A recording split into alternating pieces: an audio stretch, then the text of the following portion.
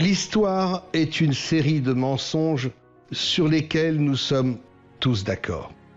C'est sur cette troublante sentence attribuée à Napoléon Bonaparte que s'achevait le film du collectif Chronologie 2.0 et si les récentistes avaient raison. Les indices concordants exposés pourraient bien donner raison à ce terrible aveu. Notre histoire serait en grande partie fausse. Mais là où Napoléon pourrait s'être lourdement trompé, c'est lorsqu'il affirmait que nous serions tous d'accord. Il n'imaginait sans doute pas que 200 ans après lui, une communauté de chercheurs indépendants allait dévoiler au grand jour les machiavéliques manipulations dont avait fait l'objet notre histoire. Ce sont les récentistes. Et pour le coup, ils n'acceptent pas qu'on nous assène une histoire frauduleuse dont le seul but pourrait être de maintenir au pouvoir les élites qu'il avait fomentées. Pour certains d'entre vous, la théorie récentiste fut une découverte. Ce fut même parfois une révélation. Enfin, des réponses plausibles émergeaient face aux trop nombreux mystères irrésolus de notre histoire. Et ceci sans avoir recours aux habituelles théories alternatives qui attribuent l'origine des savoirs antiques à un héritage encore plus ancien que la version académique, donc encore plus invérifiable. Pour y voir un peu plus clair dans ce passé ténébreux, il suffisait peut-être d'imaginer qu'au contraire, tout était infiniment plus récent que ce qui nous est enseigné. En dénonçant l'arnaque de l'Antiquité, l'histoire prenait soudainement un sens nouveau. Considérablement rajeunie, elle devenait soudainement linéaire, infiniment plus rationnelle et compréhensible. Mais paradoxalement, l'histoire raccourcie que proposent les récentistes fait naître de légitimes interrogations, notamment sur son début. Si rien de l'Antiquité qui avait vu l'éclosion de tous les ingrédients de nos sociétés n'était réel, de quand date véritablement notre civilisation? Et puis, où aurait-elle débuté? Ou encore, quel fut son élément déclencheur? C'est à ces questions cruciales que va tenter de répondre cette version 2.1. Détruire la partie la plus aberrante de notre passé était certainement un prérequis indispensable. Mais tenter de reconstruire ce que fut véritablement notre histoire est une entreprise d'une toute autre ampleur, probablement encore plus passionnante. L'étape primordiale à laquelle il faudra se confronter sera de tenter de définir le véritable point de départ temporel de notre civilisation, puis d'en comprendre la naissance. Nous serons alors amenés à formuler une hypothèse forte, inédite à ce jour dans la sphère récentiste. Elle pourrait s'avérer décisive pour la suite de nos recherches, car elle définirait un cadre temporel strict, une limite basse à ne pas dépasser, sous peine de basculer dans l'histoire inventée. Encore une fois, les inconditionnels de la vérité officielle risquent d'être irrémédiablement bousculés dans leur certitude. Mais les autres, ceux qui possèdent suffisamment d'ouverture d'esprit pour questionner des croyances dogmatiquement enseignées, trouveront encore ici matière à largement remettre en cause l'ancienneté de notre histoire. Car si notre postulat s'avère exact, il se pourrait bien que l'humanité n'ait dans les faits qu'à peine 1000 ans de civilisation.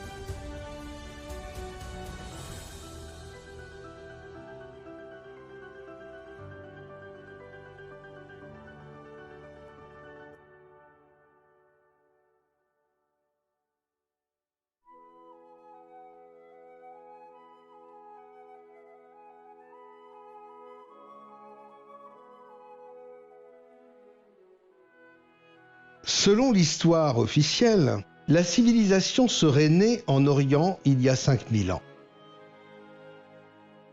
Mais évidemment, si les récentistes avaient raison, cette version ancestrale serait erronée. Tenter de définir le véritable point de départ de notre histoire serait alors une tâche essentielle, mais ô combien périlleuse, car il s'agit ni plus ni moins de découvrir quand, comment et où notre civilisation a réellement pris naissance.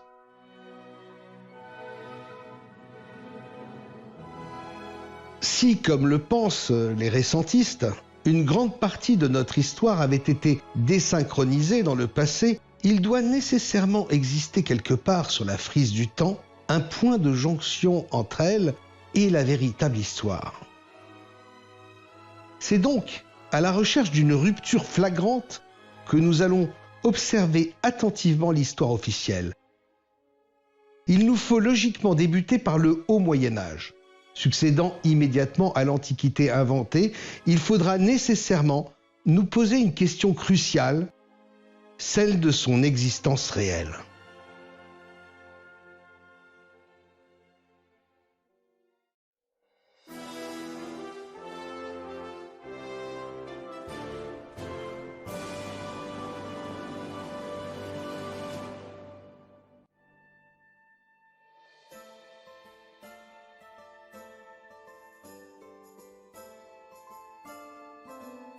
Le Haut Moyen-Âge, c'est une période de presque exactement 500 ans, située entre l'an 476 et l'an 987.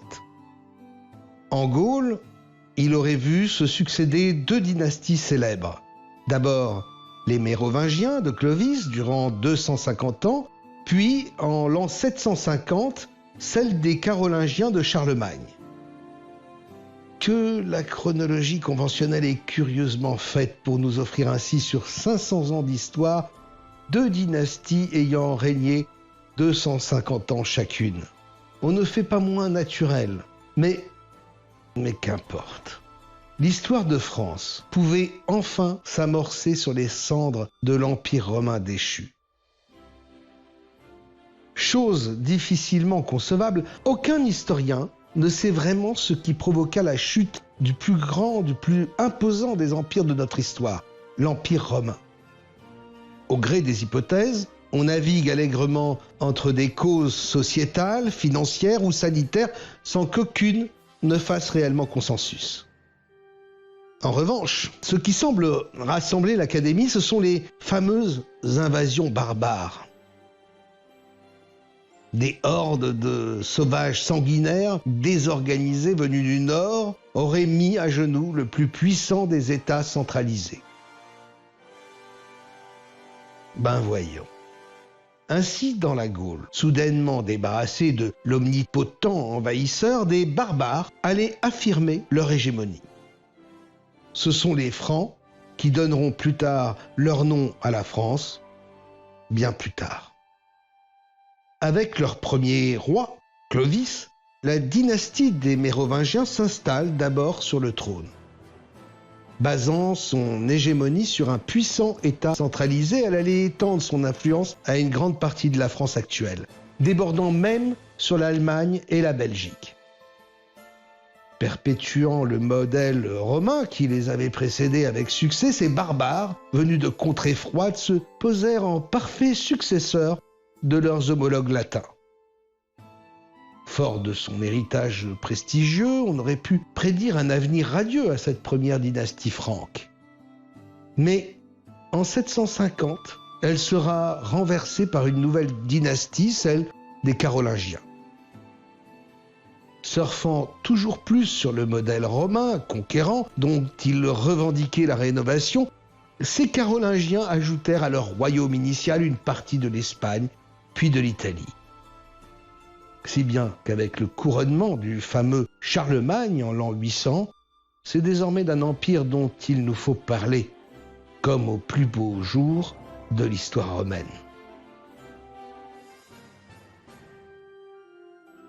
Malheureusement, telle une fatalité qui toucha naguère les empires antiques, celui de Charlemagne subit le même funeste destin. À peine un siècle après son apogée, il n'était plus qu'un lointain souvenir.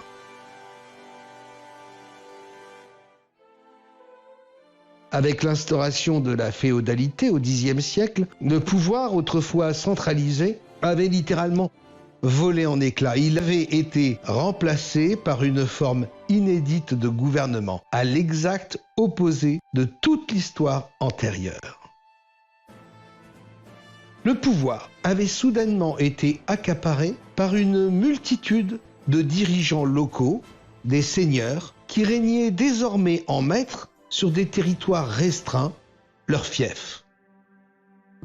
Que s'était-il donc passé pour qu'un bouleversement aussi radical survienne et qu'on passe soudainement d'un état hégémonique à un complet morcellement du pouvoir? Il existe tout d'abord une cause interne. Une curieuse tradition voulait qu'à la mort d'un souverain, ses territoires soient divisés entre tous ses fils, si bien qu'au bout de quelques générations, pour peu que les héritiers s'entredéchirent, ce qui ne manqua pas de se produire, l'émiettement du pouvoir était inéluctable.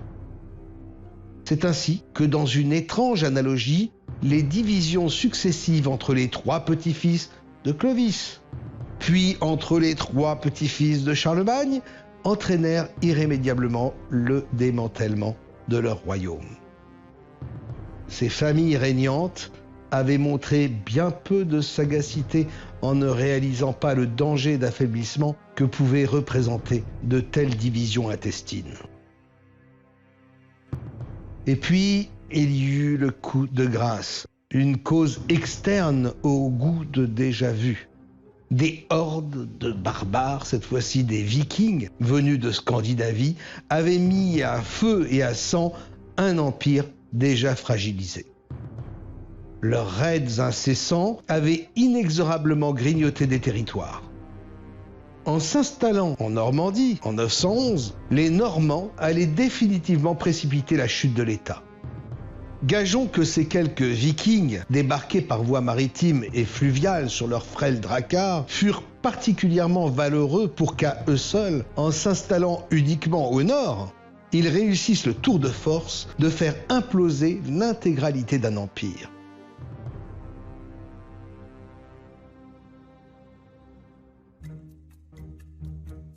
Voici donc le tableau qui nous est dépeint du Haut Moyen-Âge.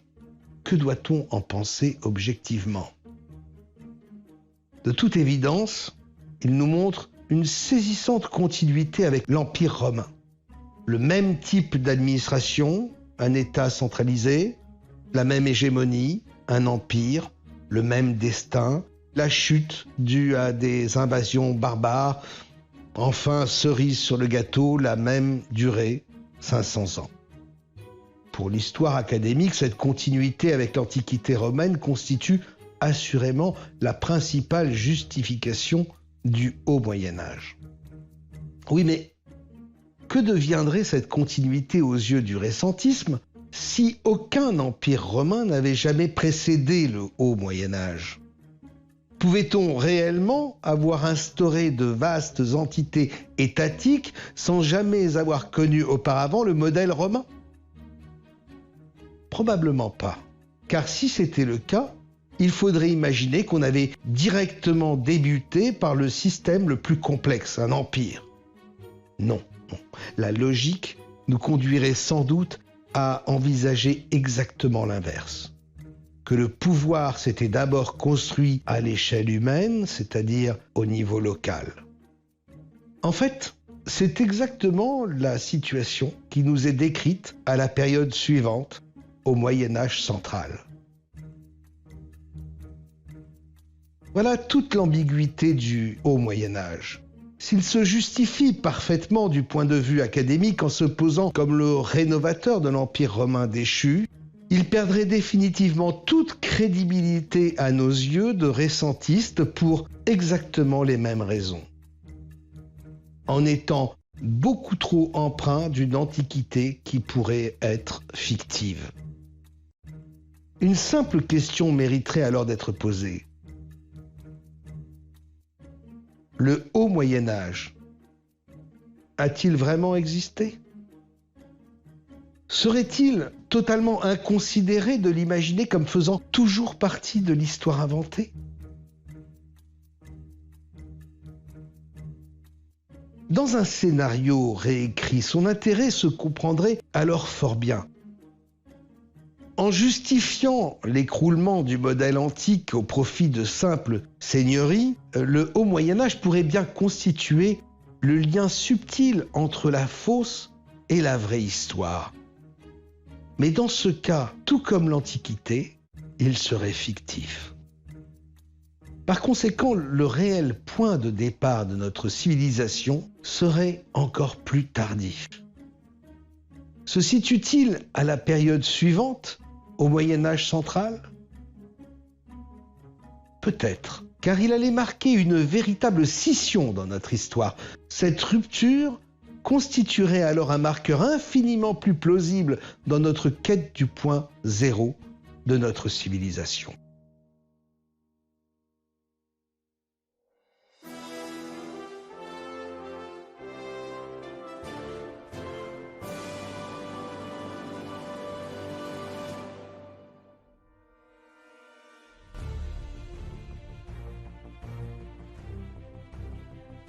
Après avoir démonté l'Antiquité dans un premier film, c'est à présent le haut Moyen-Âge qui pourrait tomber.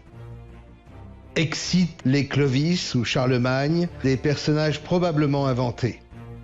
Oubliez les omnipotents empires antiques dont on comprend à présent le déclin inéluctable s'ils avaient été copiés-collés depuis un passé récent. Nous entrons à présent dans le Moyen-Âge central, une période de 3 siècles après l'an 1000, en rupture totale avec ce qui l'avait précédé.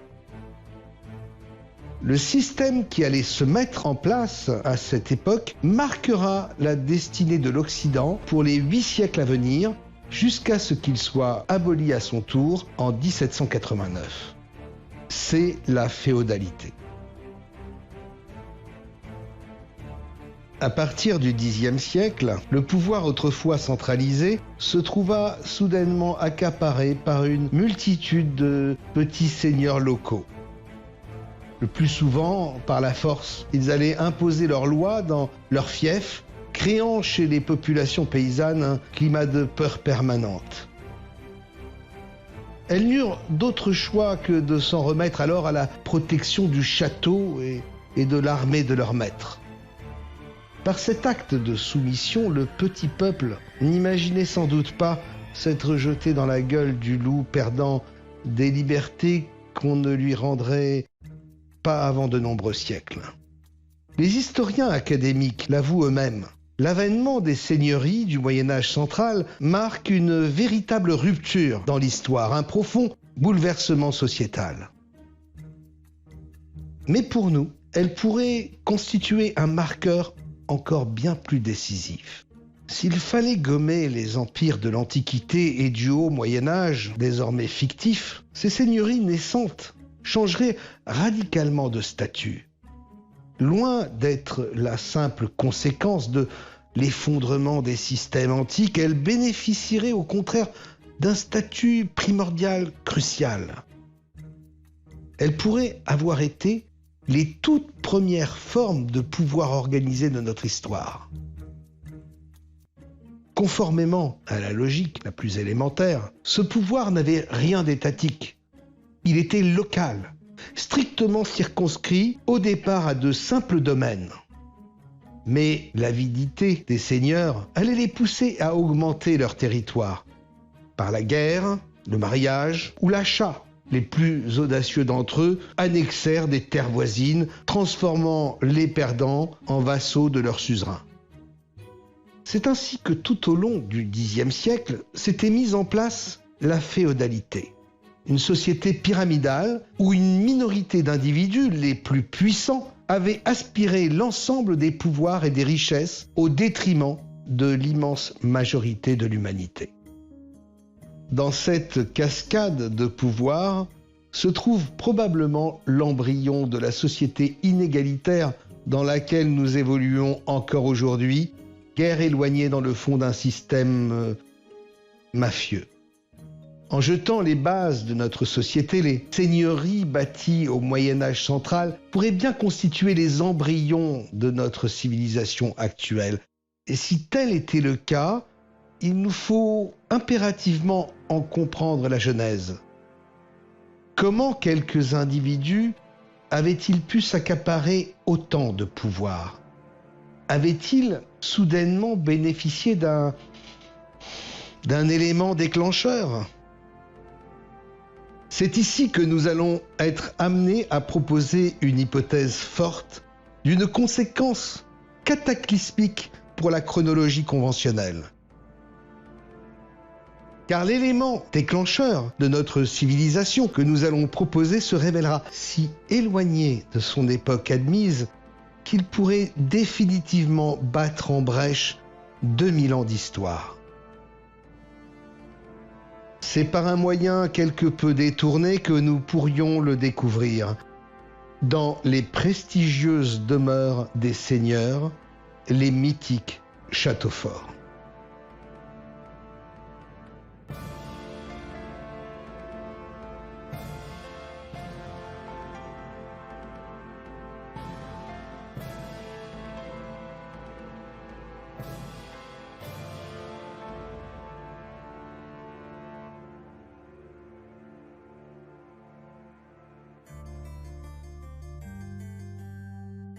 Selon la chronologie conventionnelle, l'Antiquité nous avait légué d'innombrables vestiges.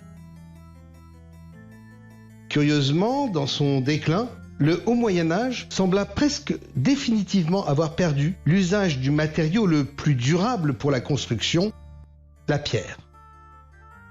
À de rares exceptions près, comme la basilique Sainte-Sophie de Constantinople, dont nous avons débunké l'époque du VIe siècle dans notre premier film, les archéologues en sont soudainement réduits à n'identifier que de vulgaires trous de poteaux pour tenter de reconstituer l'habitat d'avant l'an 1000. Les ouvrages de pierre ne firent miraculeusement leur réapparition qu'avec les fameux châteaux forts qui fleurirent dans les seigneuries du XIe siècle. Murailles, donjons, créneaux, douves, ponts-levis, aucun écolier ne peut passer outre la description de ces monstres fortifiés, tant ils constituent un chapitre incontournable du programme d'histoire. Pour assurer leur défense et leur position dominante, les seigneurs avaient entrepris la construction d'imprenables forteresses de pierre taillée, dont les exemplaires les plus lointains sont souvent dans un état de ruine qui n'a rien à envier à des vestiges supposés plusieurs fois millénaires. Pour l'histoire académique, les châteaux forts médiévaux ne sont évidemment pas des nouveautés, mais de simples résurgences de l'héritage antique. Voici par exemple le type de construction qu'on attribue aux Égyptiens.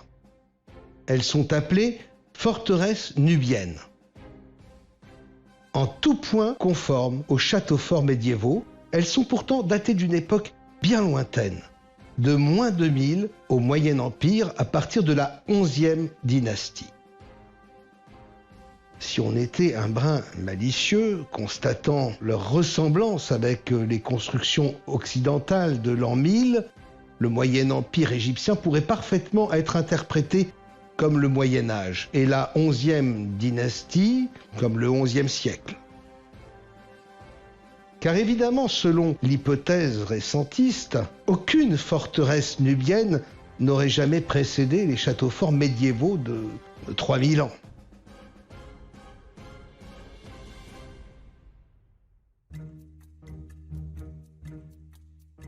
S'il n'était aucunement de simples reprises de l'Antiquité orientale frauduleuse, les châteaux de pierre occidentaux changeraient sans doute radicalement de statut. Ils pourraient en réalité constituer des constructions tout à fait novatrices. Peut-être seraient-ils même les tout premiers bâtiments pérennes de notre histoire. Ainsi, si on excluait les vestiges antiques, antidatés, les châteaux forts qui fleurirent en Occident juste après l'an 1000 pourraient bien détenir un record. celui des plus anciens vestiges de pierre de la planète. Mais comment ces monstres seraient-ils apparus ?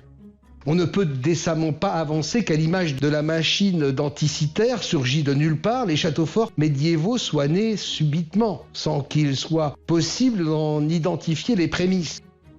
Ils devraient au contraire être issus d'une tradition architecturale précédente. Eh bien, oui. Leurs précurseurs sont parfaitement connus des archéologues, un peu moins du grand public. Ce sont les mottes castrales. Faites de matériaux périssables, comme le bois, les mottes castrales érigées au Xe siècle n'ont malheureusement pas résisté aux ravages du temps. Bien moins chanceux que leurs homologues antiquisants, ce n'est que grâce aux trous de poteaux que les archéologues médiévistes ont réussi à reconstituer la silhouette probable de ces sites. Voici à quoi ils ressemblaient. Après avoir déterminé les contours du futur complexe, on creusait un fossé qui, parfois rempli d'eau, faisait déjà office de douve. La terre extraite était déversée au milieu, formant une surélévation, la motte. Elle était alors rehaussée d'une tour en bois, l'ancêtre des donjons dont l'accès se faisait par une échelle amovible, l'ancêtre du pont-levis. L'ensemble, qui contenait également une basse-cour au pied de la tour, était enfin enserré dans une palissade de bois, l'ancêtre des murailles. L'entrée se franchissait par une porte monumentale, comme dans les futurs châteaux forts.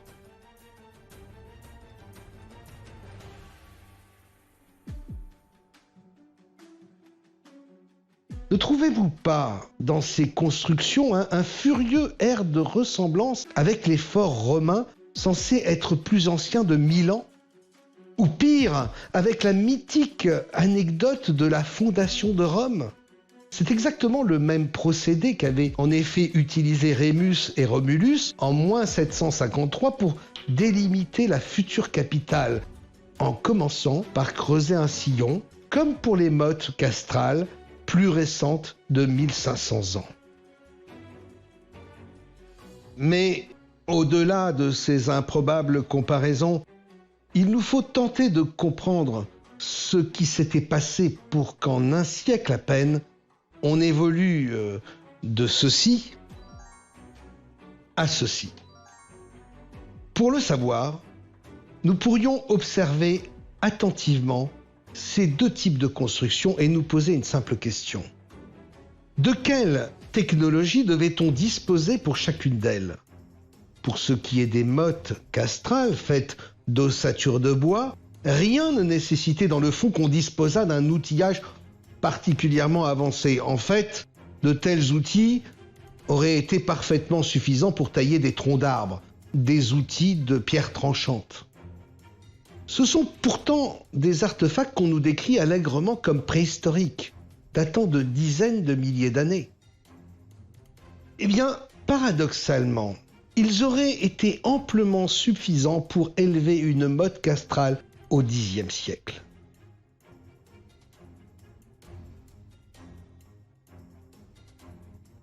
En revanche, pour bâtir un château de pierre, la chose est bien différente. Tout nécessite qu'on ait possédé une technologie infiniment plus avancée. Car pour attaquer la roche, on devait impérativement posséder des outils d'une toute autre résistance que le silex. Probablement des outils métalliques. Et pourquoi pas des outils de fer. Ainsi, pour expliquer le plus logiquement du monde, le passage des mottes castrales en bois au château fort de pierre d'après l'an 1000, il suffirait qu'une unique innovation technologique ait vu le jour. La maîtrise du fer. Et si c'était effectivement le cas ? Aux yeux de la chronologie conventionnelle, oser cette simple question est une totale aberration, car pour elle, à l'époque des châteaux forts, on maîtrisait déjà le fer depuis des lustres, depuis 2000 ans exactement. Mais si c'était effectivement le cas, pourquoi les plus prestigieux personnages de leur temps, les seigneurs, avaient privilégié un habitat périssable au détriment d'un matériau infiniment plus durable, la pierre? Les historiens avancent une justification bien peu convaincante à ce paradoxe en argumentant l'avantage du bois pour la rapidité de construction. Certes, ils n'ont pas tort, mais si les seigneurs étaient si pressés de s'abriter derrière des palissades, qu'est-ce qui les empêchait de dresser à la hâte une motte castrale en quelques mois, tout en entreprenant en parallèle la construction de leur château? Non. Au lieu de cela, il leur avait fallu plus d'un siècle pour réaliser l'avantage que constituait la pierre pour leur défense. Ceci en dépit des centaines de vestiges antiques qui étaient censés trôner dans nos contrées.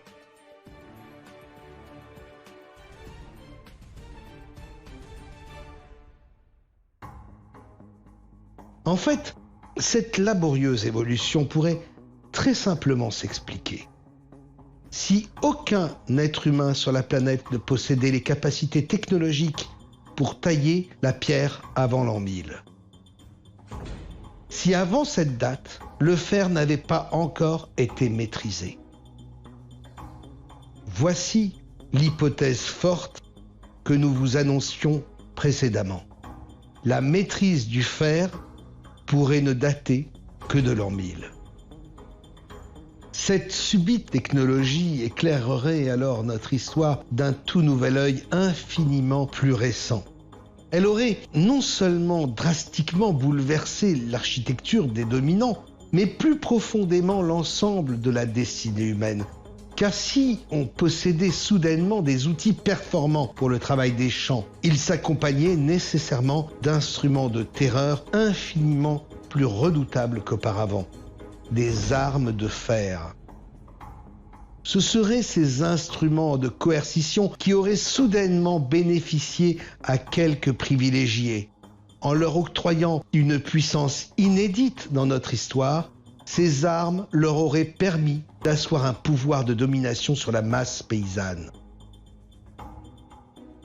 Ainsi, grâce à l'hypothèse de l'apparition tardive du fer, c'est la genèse même de la société féodale qui émergerait naturellement.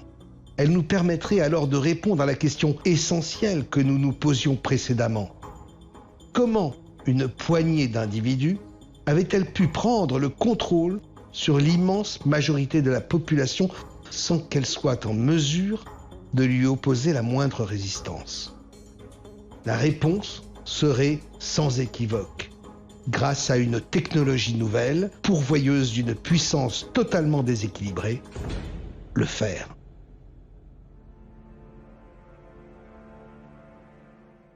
Pouvez-vous imaginer la portée d'une telle conclusion au regard de la chronologie conventionnelle? Pour elle, à l'époque, nous situons les faits, on maîtrisait le fer depuis moins 1000 exactement. Tiens donc, moins 1000, n'est-ce pas un peu étrange que nous l'identifions en l'an 1000 dans une parfaite symétrie autour de l'an 0? Peut-être pas.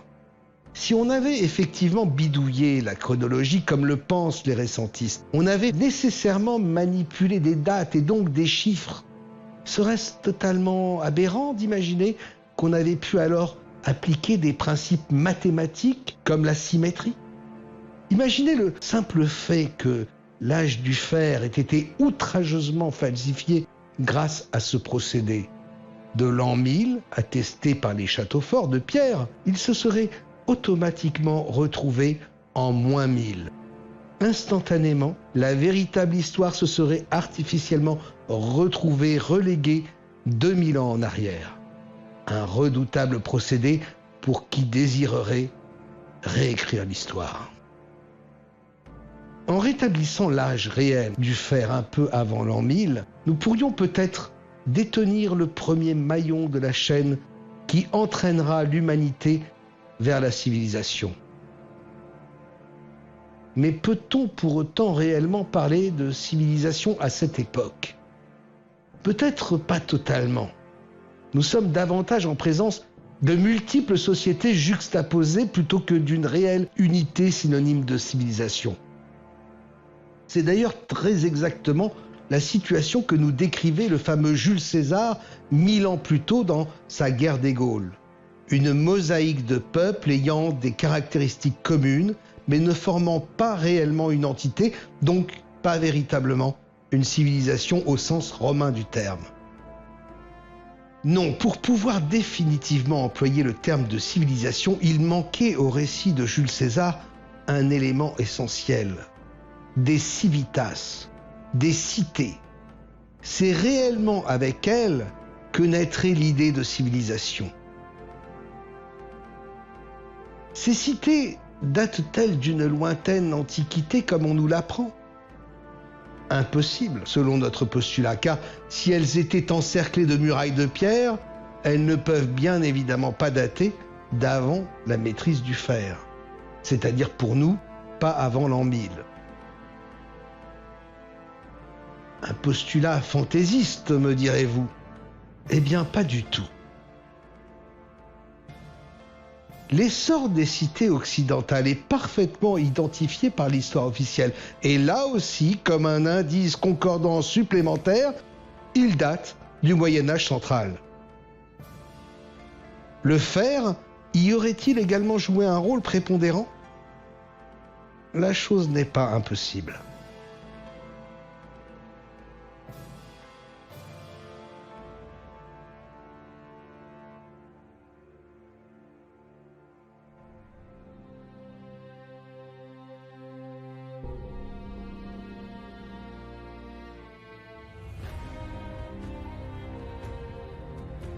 Selon la chronologie conventionnelle, les cités existent bien sûr depuis la plus haute antiquité. Elles étaient nées en Mésopotamie, à Sumer exactement, il y a fort longtemps. Au bas mot, il y a 5000 ans. Les conditions de leur éclosion sont apparemment parfaitement connues et décrites. Dans ces contrées situées entre le Tigre et l'Euphrate, écrasées par un soleil de plomb, on avait soudain développé des techniques d'irrigation des cultures. Les rendements agricoles s'étaient alors décuplés, ils avaient provoqué un accroissement des populations. Elles s'étaient sédentarisées au sein des premières cités. L'architecture de pierre s'y était développée ainsi que le commerce. L'écriture, le calcul, les lois et bien sûr la religion avaient suivi. La civilisation était ainsi née en Orient en moins 3000 de la chronologie conventionnelle. Le phénomène avait ensuite gagné l'Égypte dans la foulée, avec Memphis ou Thèbes, pour s'étendre à toute la Mésopotamie comme à Babylone. Plus tard, le sud de l'Europe connut les célèbres cités grecques, puis Rome en moins 753. Le dernier exemplaire de ces imposantes cités antiques fut Constantinople, fondée par l'empereur Constantin en 324. Dans une curieuse symétrie autour de l'an 0, Alexandre le Grand, mort en moins 323, créa l'Alexandrie égyptienne. Que se passait-il en Gaule pendant tout ce temps? Bien entendu, les envahisseurs romains avaient essaimé leur urbanisme, mais comme un refrain bien établi, ces cités allaient lentement péricliter tout au long du haut Moyen-Âge. Après avoir connu une urbanité de 3 millénaires, les populations allaient soudainement déserter en masse les villes pour réinvestir les campagnes. Si bien qu'à l'aube de l'an 1000, à part l'orientale Constantinople antidatée, plus aucune des cités que nous avait léguées la fabuleuse Antiquité ne pouvait décemment être considérée comme une ville. Ce n'est qu'après l'an 1000 que les historiens identifient un rebond salvateur en Occident. C'est ce qu'ils nomment l'essor des cités. Tout comme les châteaux forts, l'essor des cités médiévales est un chapitre incontournable des livres d'histoire. Entre les XIe et XIIIe siècles, l'Europe allait subitement redécouvrir ce qui avait fait le prestige de l'Antiquité, les cités. Que s'était-il donc passé pour qu'on redécouvre subitement en Occident ce qui était né il y avait 4000 ans en Orient? L'explication officielle est on ne peut plus claire. Les rendements agricoles avaient soudainement bondi. On comprend à présent pourquoi. Grâce à de nouveaux outils de fer. La population avait alors subi une croissance remarquable. Cela avait provoqué la conséquence attendue, l'éclosion de cités nouvelles. L'architecture de pierre s'y était développée avec les fameuses murailles. Et puis, ce fut le tour de l'artisanat qui engendra un renouveau du commerce. Sans blaguer, ne trouvez-vous pas là un air de déjà-vu? En fait, ce sont exactement les mêmes marqueurs qu'à Sumer. Ce qui avait entraîné l'humanité dans la civilisation en moins 3000 en Orient avait exactement provoqué le même résultat, la création de cités. Ce saisissant parallèle est certainement rassurant pour les historiens académiques. Il semblerait juste qu'ils aient oublié un léger détail. Les 4000 ans qui les séparent.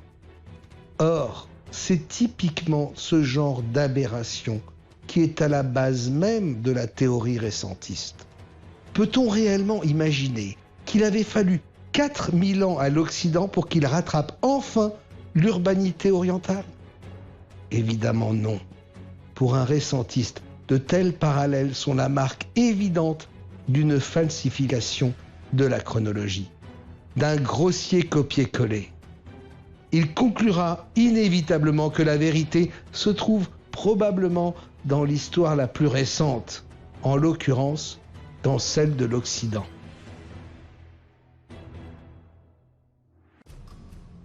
Ainsi, si les cités médiévales d'après l'an 1000 n'étaient aucunement une banale résurgence de temps ancestraux, elles changeraient radicalement de statut. Elles seraient au contraire un phénomène nouveau, inédit dans notre histoire. Ces villes naissantes seraient par conséquent les toutes premières cités bâties par l'homme.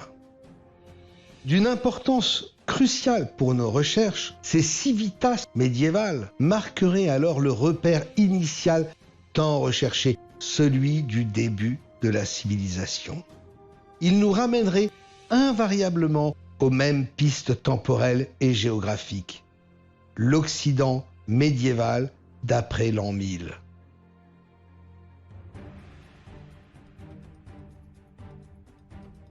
À l'instar des châteaux forts dont nous avons pu établir l'origine grâce au mode castral, il nous faut à présent tenter de découvrir les origines de l'émergence de ces cités. Comment étaient-elles nées? Pourquoi l'humanité avait-elle subitement eu l'idée incongrue de s'entasser en nombre sur des territoires restreints, rompant totalement avec son habitat éparse ancestral? C'est dans l'uniformité géographique de l'implantation de ces premières villes que nous pourrions peut-être trouver un début de réponse. Elles possèdent en effet une caractéristique commune, celle de s'être établies en bord de mer ou de cours d'eau. Or, c'est un bien curieux choix. En privilégiant les sites en bord de cours d'eau, l'homme avait probablement investi les emplacements les plus inhospitaliers qui s'offraient à lui, des marécages. Ces terres boueuses sont instables pour l'architecture, impropres à l'agriculture, infestées de moustiques, soumises à des crues subites et souvent dépourvues d'eau limpide. Et pourtant, en dépit des désavantages certains que constituaient ces lieux hostiles, c'est bien sur ce type de terre humide, parfaitement inadaptée, que se sont implantées les cités naissantes. Il nous faut tenter d'en comprendre les raisons. La seule explication rationnelle à un choix aussi paradoxal réside probablement dans la présence même des cours d'eau. Ils sont en effet de véritables autoroutes commerciales naturelles. Ce seraient donc probablement des nécessités de transport qui aurait guidé l'homme à s'installer en bord de fleuve. Soit. Mais quelle marchandise nécessita subitement qu'on l'acheminât non plus par voie terrestre, mais par voie d'eau? Certainement pas des denrées alimentaires pour lesquelles le transport terrestre local suffisait amplement, même sur des routes chaotiques. Non, il fallait probablement qu'une marchandise nouvelle arrive sur le marché d'une provenance beaucoup plus lointaine, et que de par son poids, elle nécessite impérativement un acheminement par voie d'eau. D'après notre hypothèse forte, de quelle marchandise pensez-vous qu'il puisse s'agir, sinon du minerai de fer? Voici comment les faits auraient pu se dérouler. Une fois le lourd chargement arrivé à destination, il aurait été absurde de le travailler ailleurs que sur son lieu de débarquement. Les premières forges se seraient alors installées le plus naturellement du monde au bord des fleuves. Fournissant des outils révolutionnaires, elles auraient agrégé autour d'elles des artisans d'un nouveau type. Les innovations technologiques qui découlèrent de leur activité auraient attiré en masse une humanité toujours avide de progrès et de confort. Et sans doute aussi les aventuriers désireux de s'extirper des mains des seigneurs esclavagistes. L'air de la ville rend libre, disait-on à cette époque. C'est ainsi qu'autour des forges, la population aurait rapidement augmenté, attirée par l'espoir d'un progrès technologique et social. Cette foule aurait initié la formation d'entités nouvelles, des cités, un phénomène strictement inconnu auparavant. Il n'avait probablement qu'une seule origine, le fer.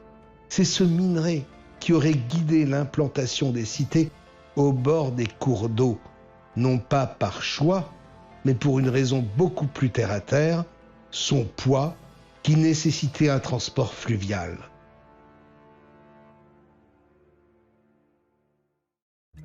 Ainsi, après la féodalité du Xe siècle, c'est à présent la naissance des cités au XIe siècle qui pourrait s'expliquer d'une unique manière, par la maîtrise du fer et le commerce de son minerai. Les innovations qui en découlèrent engendrèrent une irrésistible ascension des villes, initiant un processus qui ne s'est plus jamais démenti dans notre histoire. Au XIIIe siècle, la population urbaine s'était décuplée, si bien que par la force du nombre, on dut adjoindre un nom de famille aux prénoms ancestraux pour distinguer les individus. Et là aussi, nous pourrions dénicher la place prépondérante qu'avait tenue le fer à cette époque.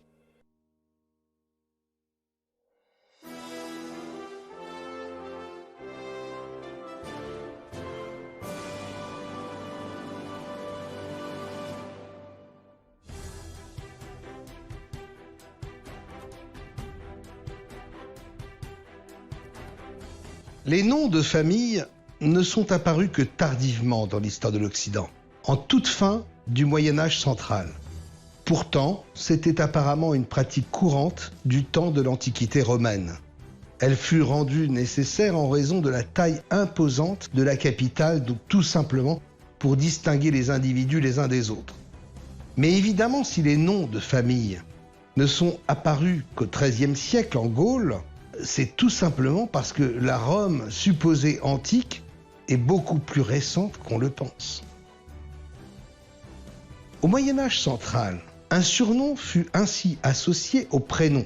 Le plus souvent, on employait des caractéristiques physiques ou d'origine géographique.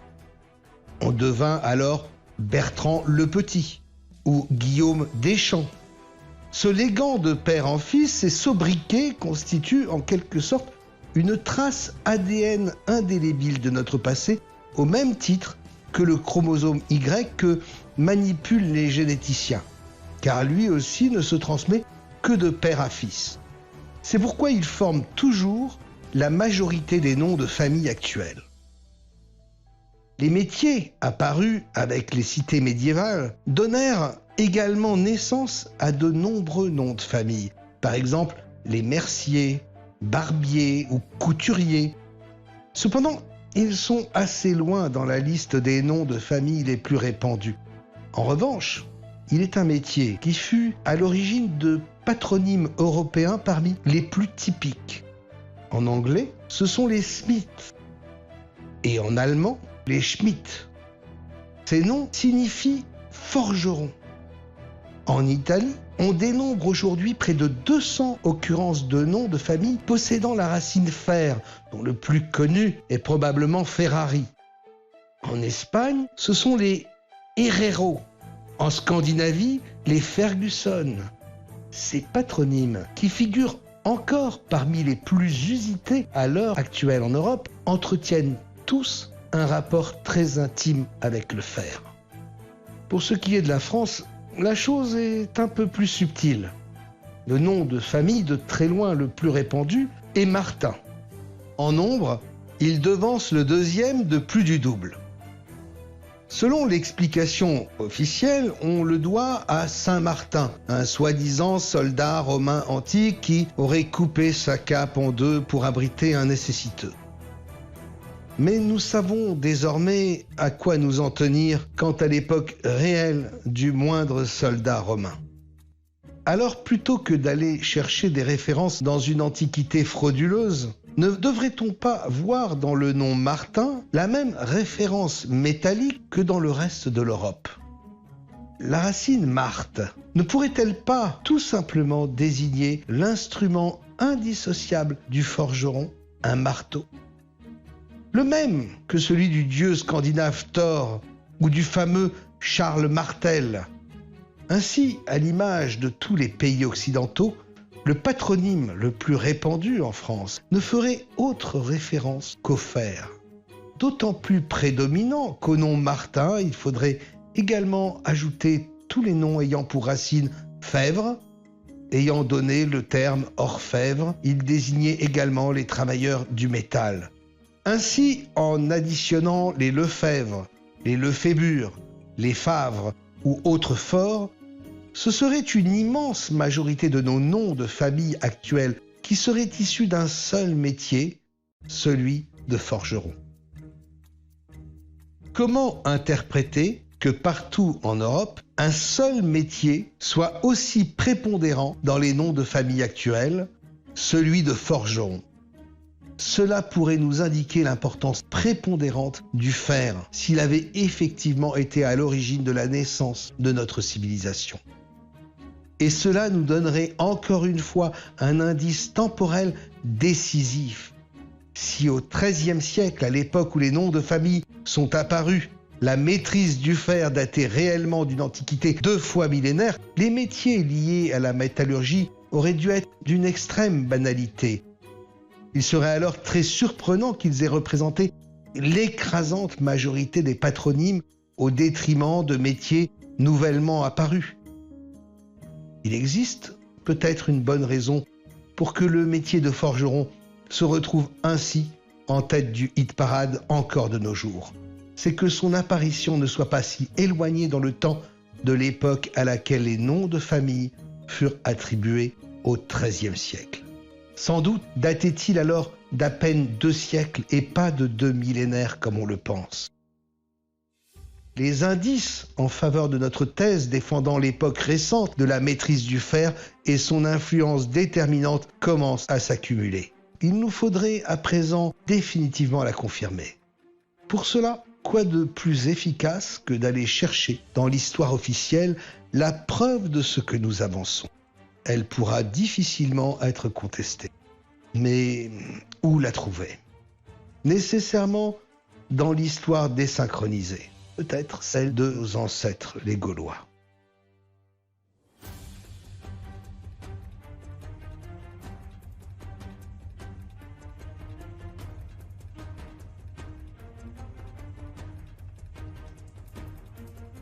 Le mode opératoire des récentistes est à présent bien rodé.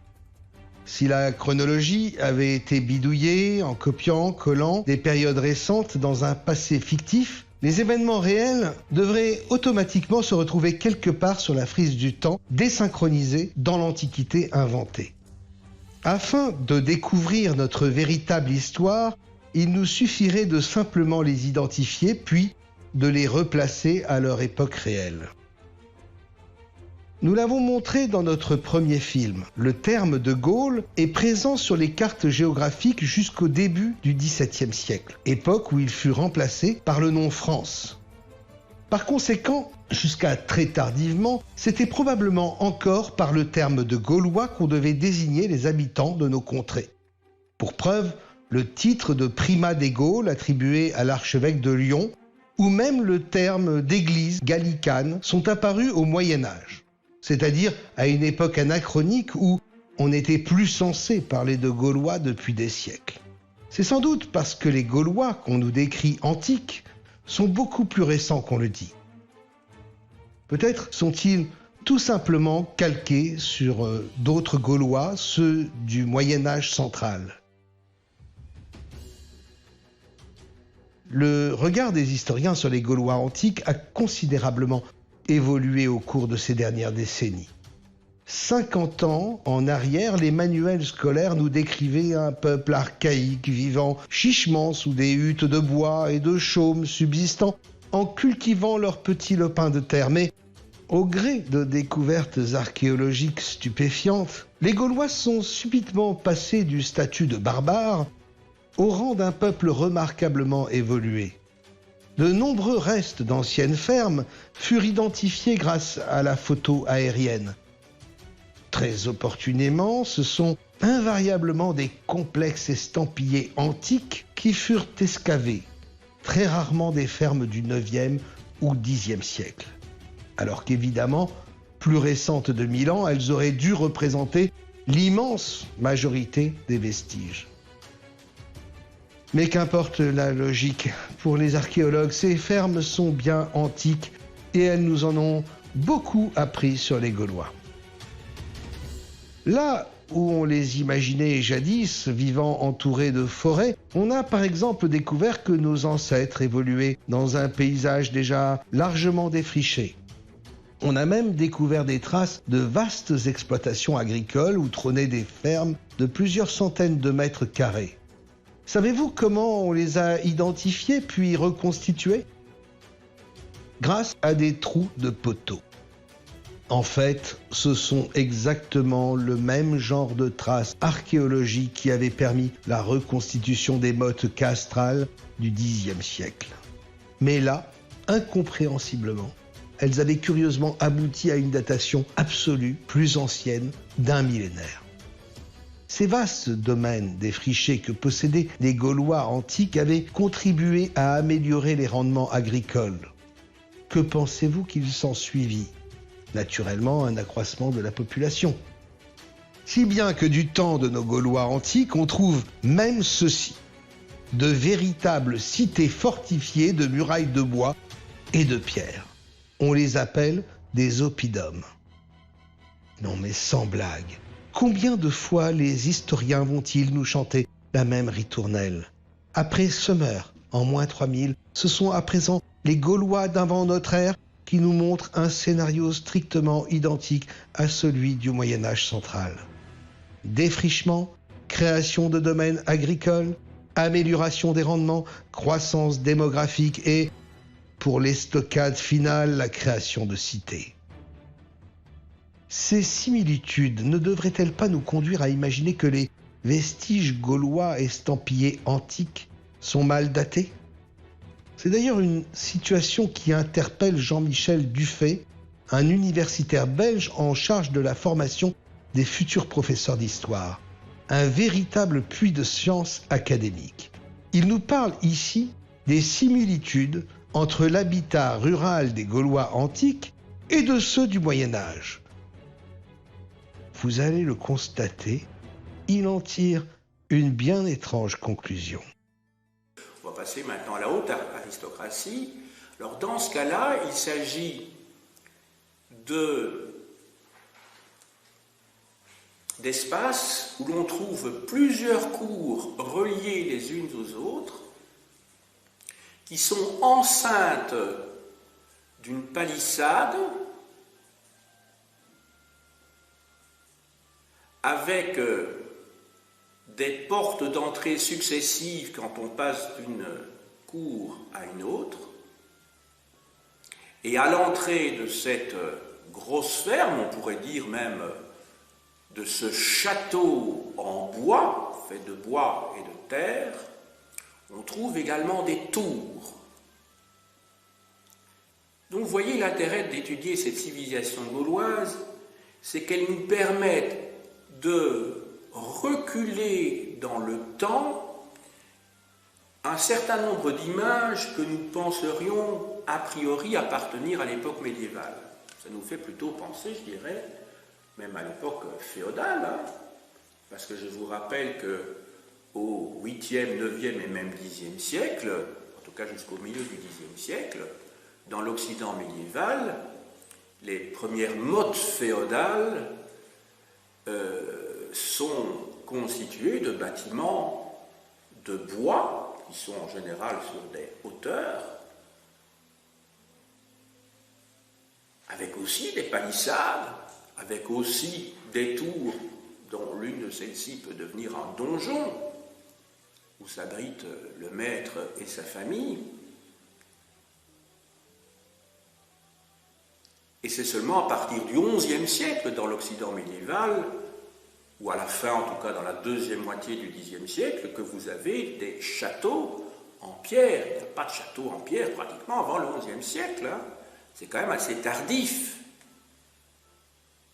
Donc en fait, quand on voit ces grosses fermes de la haute aristocratie gauloise, elles ressemblent étonnamment, je dirais, à ces fermes, châteaux, que l'on va trouver donc à la fin de l'époque carolingienne, donc au tout début de l'époque féodale. Je crois que c'est important de noter, parce qu'on insiste trop souvent en histoire sur les ruptures et pas assez sur les continuités.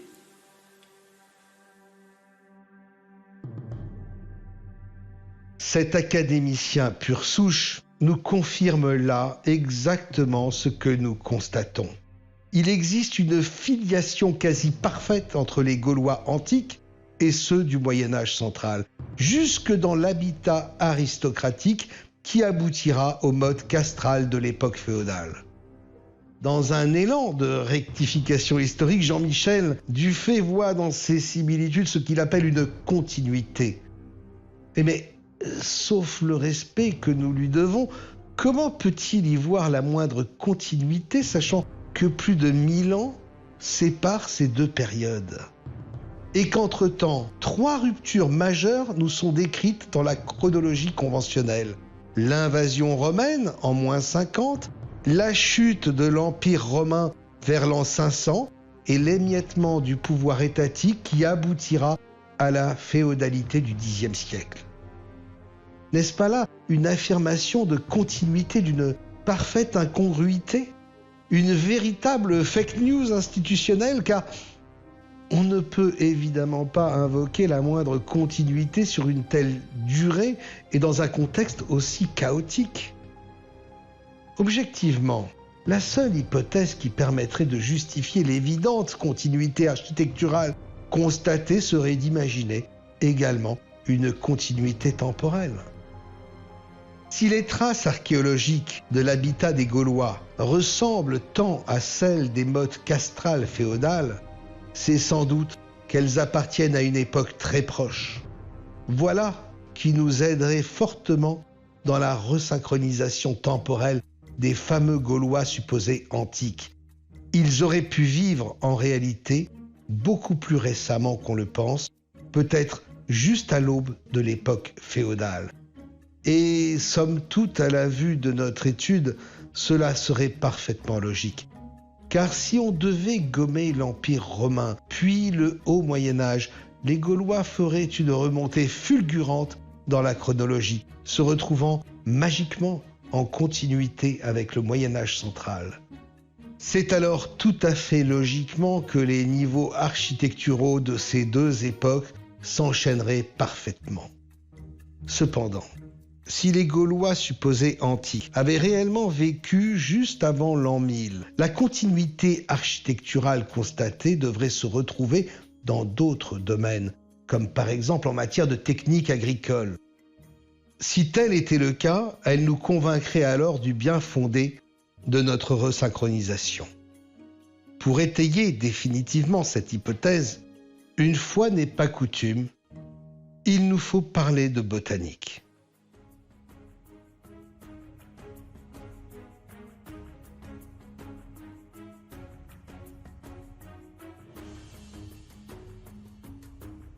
Comme nous l'avons vu pour la Mésopotamie, les Gaulois antiques ou ceux du Moyen-Âge central, la maîtrise des techniques agricoles est un marqueur crucial de l'évolution de la civilisation humaine. Pour la chronologie conventionnelle, elle s'était opérée il y a bien longtemps, au Néolithique. Mais évidemment, si le fer ne date que de l'an 1000, tout ce qui le précède doit désormais être considéré comme appartenant à l'âge de pierre, donc au Néolithique. Au départ, tant que l'agriculture se déroulait à l'échelle d'un petit lopin de terre, elle ne nécessitait probablement pas de connaissances particulièrement avancées.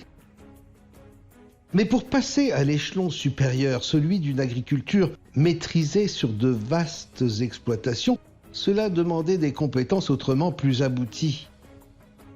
Un simple cours de botanique basique suffit à le comprendre.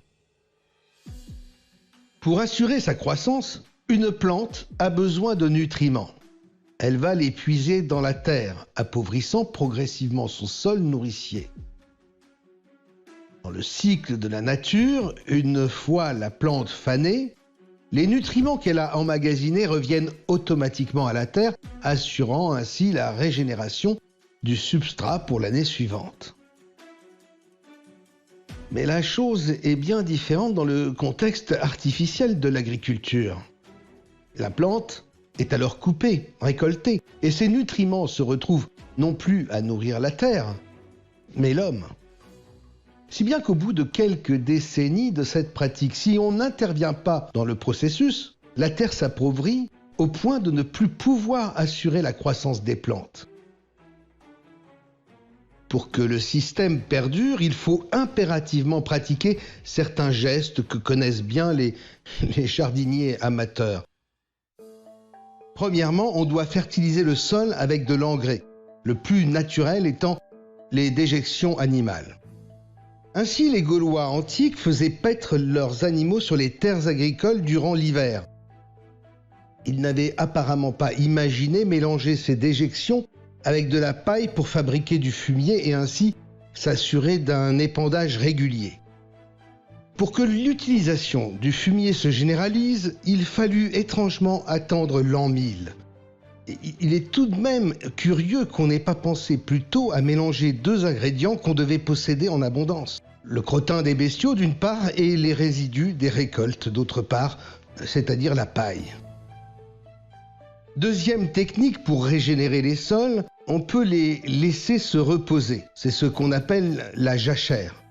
Une partie du terrain est laissée en friche une année complète, de façon à ce que les plantes laissées sur pied abreuvent les sols de leurs nutriments. Du temps des Gaulois antiques, on pratiquait déjà cette rotation des sols en divisant un champ en deux parties, une étant cultivée pendant que l'autre était laissée en jachère. C'est ce qu'on nomme un assolement biennal. Cette technique est loin d'être optimale car elle prive le paysan de la moitié de sa récolte chaque année. Une meilleure solution aurait été d'adopter un assolement triennal, c'est-à-dire de diviser une parcelle en 3 espaces distincts dont un seul est laissé en jachère. On peut ainsi exploiter les 2/3 de son champ. Figurez-vous que c'est exactement ce qui fut pratiqué, mais bien plus tard, uniquement après l'an 1000. Un temps infini pour juste apprendre à compter de 2 à 3. La troisième technique permettant une régénération des sols dans le cadre agricole est le labour. On retourne profondément la terre afin de ramener à la surface les nutriments dont a besoin la plante pour sa croissance. Le jardinier amateur réalise généralement cette opération à la bêche. Mais sur les larges parcelles qu'on nous décrit dans l'Antiquité, mieux valait être équipé d'outils. On les appelle des outils aratoires, du nom de l'outil ancestral l'arère. Dès la plus haute antiquité égyptienne, on avait utilisé des arères tractés par des bœufs. Leurs pics de bois parvenaient simplement à creuser un sillon dans le sol pour enfouir les semailles. Cela suffisait amplement en Égypte pour travailler ces terres sableuses et légères, car en raison des crues du Nil, qui déposaient un limon fertile chaque année, on n'avait aucun besoin de les retourner pour ramener les nutriments à la surface. Ces arères au soc de bois sont tellement efficaces qu'elles sont encore utilisées de nos jours sur les bords du Nil. De quoi, encore une fois, se poser des questions sur la délirante ancienneté de l'Égypte antique. En Gaule, les choses étaient bien différentes. À l'inverse des rives du Nil, les terres y sont souvent argileuses, lourdes et caillouteuses. Le fragile pic de bois des arères fut alors doté d'un embout métallique afin de les renforcer. On l'appelle un soc de fer. Cependant, malgré ce renfort, les arères ne parvenaient pas à réaliser l'opération indispensable, retourner la terre. Non, pour cela, il fallait nécessairement posséder un outil qui pénètre plus profondément dans le sol. Cet outil est une charrue. Les Gaulois antiques la possédaient, mais tout à fait paradoxalement, eux qui avaient doté leur arère d'embouts métalliques avaient totalement omis d'effectuer la même opération sur leur charrue. Selon la chronologie admise, savez-vous combien de temps il fallut patienter pour qu'on imagine enfin doter les charrues d'un soc de fer ? Elles n'apparaîtront que bien plus tard, comme toutes les techniques précédemment identifiées, au Moyen-Âge central. À l'image de toute notre histoire, il y a manifestement dans ces exemples un énorme problème de chronologie relative.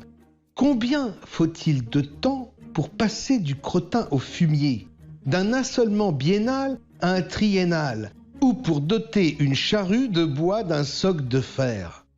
La chose est difficile à évaluer tant notre vision actuelle est déformée par l'accélération exponentielle du progrès. Mais avec un minimum de bon sens, on peut certainement penser que 1000 ans semble une durée totalement démesurée pour un tel ajustement. En étant un minimum réaliste, on peut probablement imaginer qu'il ne nécessiterait guère plus d'un siècle d'expérimentation continue et certainement pas le millénaire chaotique entrecoupé de nombreuses ruptures qu'on nous décrit. Pour retrouver une certaine logique dans la chronologie relative, il n'existe sans doute pas de solution aussi efficace que de remettre en cause la chronologie absolue des Gaulois supposés antiques. S'ils avaient vécu juste avant le Moyen-Âge central, leurs outils et leurs techniques agricoles se retrouveraient en parfaite continuité avec ceux attestés après l'an 1000. Ainsi, après leur logement, ce sont à présent les techniques agricoles des Gaulois qui nous permettraient d'étayer leur resynchronisation temporelle à l'aube de l'an 1000. Dès lors, leur histoire attestée ne nous raconterait désormais plus la situation de temps lointain, mais celle du milieu du Moyen-Âge. Passionnant car nous pourrions alors utiliser les très officielles conclusions des archéologues, mais bien évidemment en les replaçant à leur bonne époque. Or, la version officielle nous explique très clairement ce qui avait permis aux Gaulois de passer du statut de barbares à celui de peuple avancé. C'est une soudaine maîtrise du fer. Tiens donc, ne tiendrions-nous pas là l'ultime indice que nous espérions pour confirmer définitivement l'hypothèse forte de ce film ? S'il fallait désormais replacer temporellement les Gaulois antiques détenteurs du fer à l'époque médiévale, une seule conclusion s'imposerait. la maîtrise décisive de cette technologie ne serait aucunement antique, mais médiévale. La boucle de notre enquête serait-elle enfin bouclée ? Presque. Il nous resterait désormais qu'à établir un des repères incontournables de la chronologie conventionnelle, l'âge des métaux.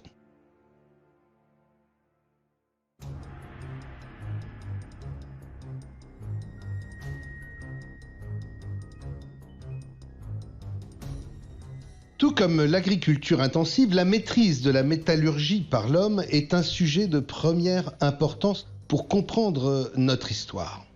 Ces deux chapitres semblent en effet être très étroitement corrélés pour expliquer la naissance de la civilisation.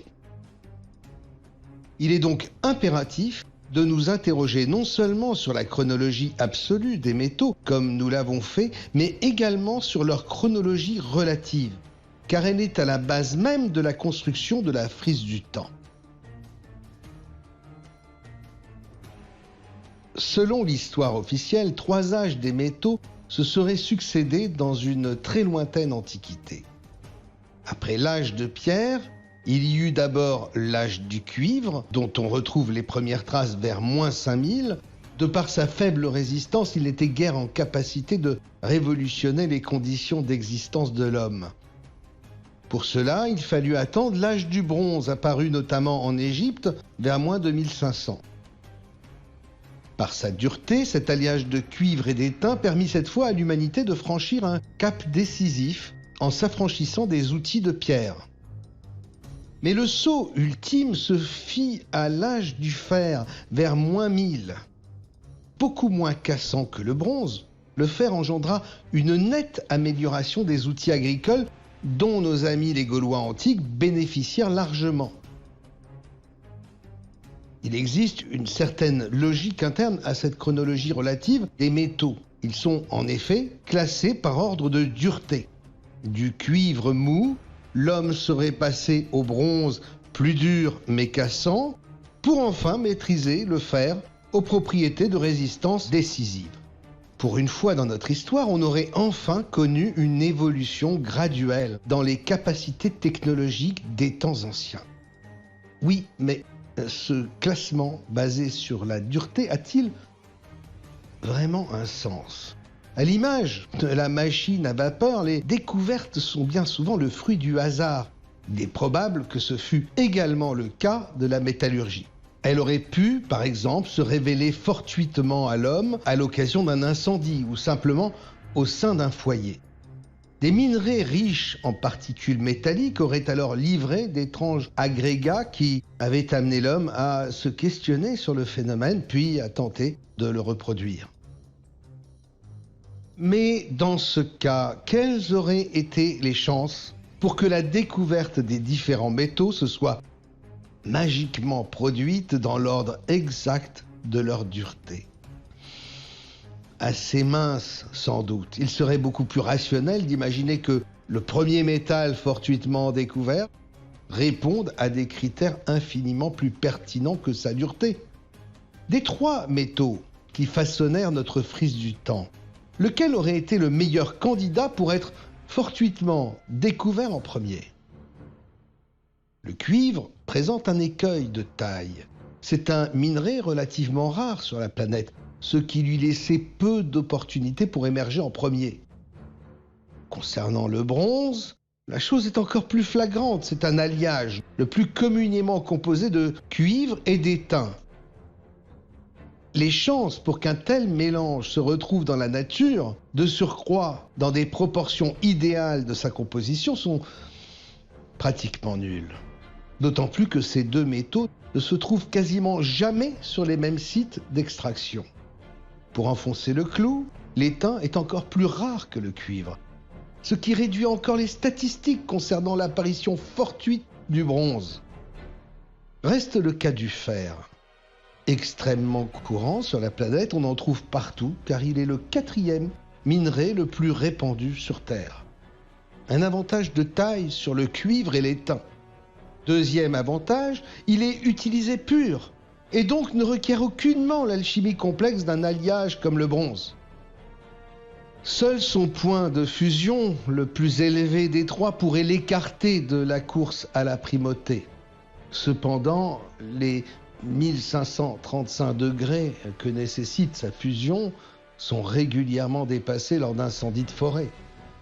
Or, c'est exactement la base de notre postulat d'une émergence fortuite.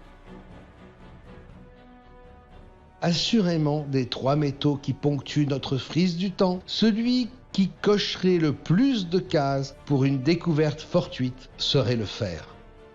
Il aurait parfaitement pu se révéler à l'homme dans un simple incendie, bien avant les autres métaux. Ceci modifierait drastiquement la chronologie de l'âge des métaux sur laquelle est basé l'ensemble de la chronologie des temps anciens. Mais où et quand la technologie de la métallurgie aurait-elle pu être fortuitement découverte puis maîtrisée en premier? En Orient, il y a des millénaires comme on nous l'apprend? Probablement pas, car il y manque un élément indispensable: le bois.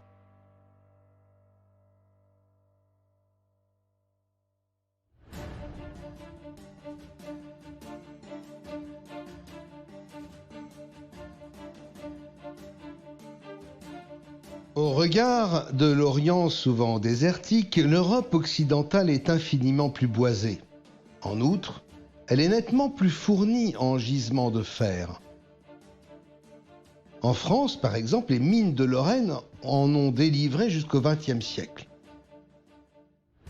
Mais en Europe, la palme des mines de fer est détenue dans une région septentrionale, la Scandinavie. Tiens donc! La Scandinavie, et notamment la Suède, possède les plus importants gisements de fer de l'Europe occidentale. Ajoutez à ceci ces immenses forêts, et vous auriez sans doute là tous les ingrédients nécessaires à l'émergence fortuite de la technologie du fer suite à un incendie. Et comme une heureuse coïncidence, c'est justement au pays des Fergusson que la mythologie du fer est la plus présente. Songez au dieu Thor et à son marteau de forgeron. Et puis pensez également aux mythiques Vikings. Selon la chronologie académique, les Vikings avaient fait irruption en Angleterre puis sur le continent européen au début du IXe siècle. S'enfonçant dans les terres via les estuaires, ils avaient semé la terreur sur leur passage, pillé les monastères, provoqué la chute de l'Empire carolingien avant de s'installer en Normandie au Xe siècle. D'où pouvaient-ils avoir tiré une telle puissance? Bien entendu, des capacités navales que leur conférait leur fameux dracard. Pourtant, à l'époque des Vikings, on était censé naviguer sur les mers depuis plusieurs millénaires. Si c'était effectivement le cas, en quoi leurs navires auraient-ils pu constituer un avantage décisif? Eh bien, pour une raison très officielle. Les planches de leurs bateaux avaient bénéficié d'une innovation technologique décisive. Elles étaient assemblées avec des clous en fer. Non mais sans blague, en dépit de 6000 ans d'âge du cuivre, de 3000 ans d'âge du bronze et de 2000 ans d'âge du fer, personne n'avait apparemment songé à utiliser le moindre métal pour clouer les planches des bateaux. Pour cela, il fallut donc attendre le 9e siècle de notre ère. Vous pouvez réellement imaginer un tel paradoxe? En fait, il pourrait parfaitement s'expliquer grâce à l'hypothèse de l'apparition tardive du fer. Si personne n'avait cloué des planches avant l'époque viking, c'est peut-être pour une raison toute simple. Parce que les clous n'existaient pas encore et que leur apparition ne date que de l'époque viking. Ce qui nous fournirait à nouveau une information temporelle concordante concernant l'apparition de la maîtrise du fer autour du IXe siècle. Mais ces clous scandinaves nous fourniraient également un indice géographique décisif. Si c'était justement les hommes du Nord qui avaient inauguré cette pratique, ce n'est probablement pas un hasard. C'est peut-être tout simplement parce qu'ils avaient été les premiers à maîtriser une technologie novatrice, celle du fer. Et tout naturellement, elle leur avait fourni une supériorité sur le plan de la navigation. Cependant, à eux seuls, ces bateaux sont certainement insuffisants pour expliquer la colonisation à grande échelle qu'on nous décrit. Pour cela, il fallait nécessairement que les supposés envahisseurs possèdent en outre les moyens de leurs méfaits, des armes. Eh bien, comme un heureux hasard de plus, les Vikings sont justement réputés pour cela, leurs fameuses épées. Ah bon? Les Vikings du IXe siècle sont réputés pour leurs épées. Mais selon la chronologie académique, de tels instruments existaient depuis l'âge de bronze, soit des millénaires auparavant.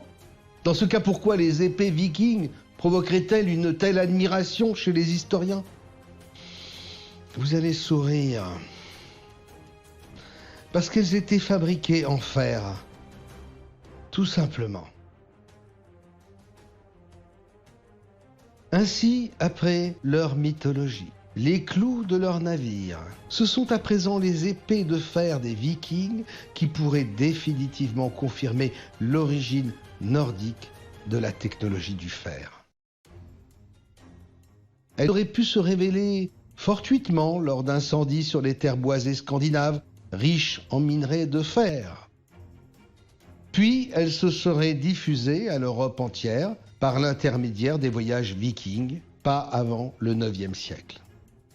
Cependant, ces Vikings étaient-ils réellement les sauvages, barbares et sanguinaires qu'on nous décrit? Pour une histoire réécrite, on pouvait parfaitement avoir bâti une légende noire à de simples commerçants, en amenant par voie fluviale leur technologie du fer inédite sur le continent. Ils ambitionnaient peut-être uniquement d'en retirer un excellent troc contre des pierres ou des métaux précieux. Aucunement de provoquer l'effondrement du moindre empire, qui de surcroît, selon nous, serait fictif. Bien malgré eux, leur technologie aurait pu initier un phénomène pervers dont ils n'étaient peut-être même pas à l'origine, la fabrication d'armes de fer. Ces peuples scandinaves pacifiques n'y avaient peut-être jamais songé. En revanche, cette idée aurait pu germer dans l'esprit de sombres personnages continentaux qui étaient loin de posséder les vertus des populations nordiques. Quitte à falsifier l'histoire, on aurait eu meilleur compte à salir la réputation d'innocents commerçants scandinaves plutôt que de faire endosser cette terrible responsabilité à des seigneurs bien de chez nous. Une fois le fer débarqué sur le continent, il aurait été dévoyé pour la guerre. La suite était prévisible. La puissance exorbitante octroyée par ces armes avait permis à une minorité d'individus d'assouvir leurs instincts les plus vils. En prenant par la force le contrôle de la majorité, ils avaient initié la société pyramidale inégalitaire dans laquelle nous évoluons encore aujourd'hui. Et si c'était justement cela qu'on avait voulu camoufler en falsifiant la chronologie, le caractère récent de notre civilisation inégalitaire, son origine européenne et son fondement guerrier illégitime. En renvoyant ces origines dans un passé maintes fois millénaire, cela conférait à la condition de dominer une sorte de fatalité ancestrale inhérente à la condition humaine. Il serait vain de vouloir s'en extirper par des révoltes. En réécrivant l'histoire de la sorte, les grands vainqueurs de cette société, les dominants descendants des seigneurs médiévaux, pouvaient tranquillement conserver à notre insu des privilèges indus qu'ils nous avaient extorqués à la force de l'épée. Mais à présent que la falsification pourrait surgir au grand jour, tout ne serait peut-être pas totalement joué. Si tout ceci était beaucoup plus récent qu'on nous le dit, il serait peut-être alors encore temps de réagir.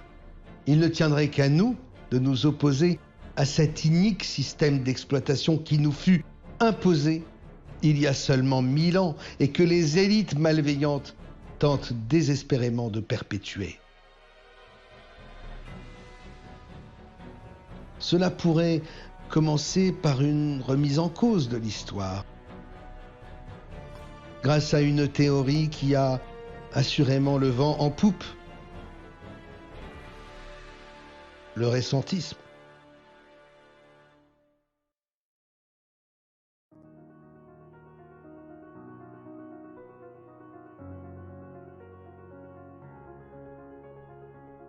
Avec ce deuxième film, les contours de notre véritable histoire commenceraient à se dessiner plus précisément. Elle serait infiniment plus courte et plus récente que ce qui est faussement enseigné.